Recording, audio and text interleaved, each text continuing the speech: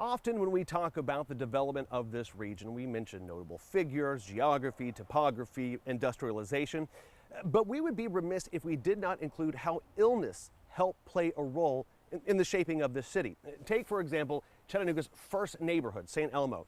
St. Elmo is a direct product of the 1878 yellow fever epidemic. For those of you who don't know, in 1878, 366 lives were lost to yellow fever in just a 2.5-month period.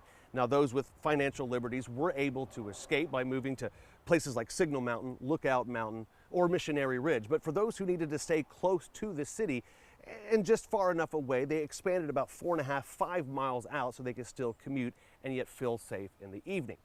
The yellow fever epidemic was a mosquito-borne illness. And as the temperatures grew colder here in the Chattanooga area, the mosquitoes died, and with that did the illness. And for the next few years, the city of Chattanooga celebrated health, wellness, and prosperity. In the spring of 1918, just as World War I was starting to wind down, Mother Nature unleashed the deadliest strain of influenza in modern history. The virus infected as much as 40% of the global population over the next 18 months. Of these, an estimated 20 to 50 million people perished, more than the roughly 17 million people killed during the First World War. Back in Chattanooga, the spring and summer months of 1918 went by without any confirmed cases of the Spanish flu. Nonetheless, on September 24th, federal and local officials conferred on possible precautions should the disease reach the area. On October 7th, theaters were closed and visitation at the county jail curtailed. Schools were officially closed on October the 9th and public gatherings curtailed. A Baptist Bible conference was canceled. Stores were ordered to fumigate twice a day until officially closing on October the 12th. As a result, Market Street was expected to be like a, quote, deserted country road. A report published on October 11th estimated there were 2,763 cases of the flu at the Post and 7,000 cases in the city and the suburbs.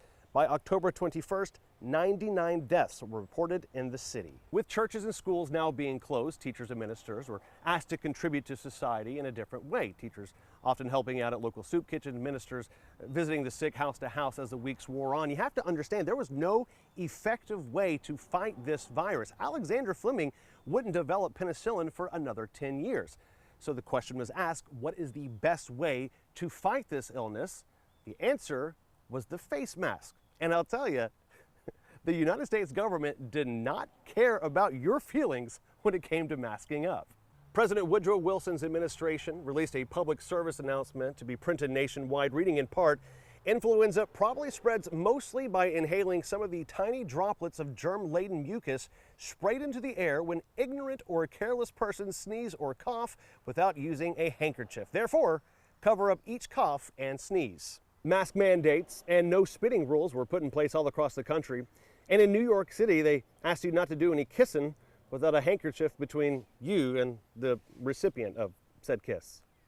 It is believed scientifically that the Spanish flu eventually evolved into a less deadly form. That, combined with herd immunity, resulted in the end of the pandemic, but not before 500,000 American lives were lost, 7,700 of which in the state of Tennessee. Of those 7,700, though, 5,848 deaths here in Chattanooga. Those can be attributed to the Spanish flu outbreak of 1918 and 1919.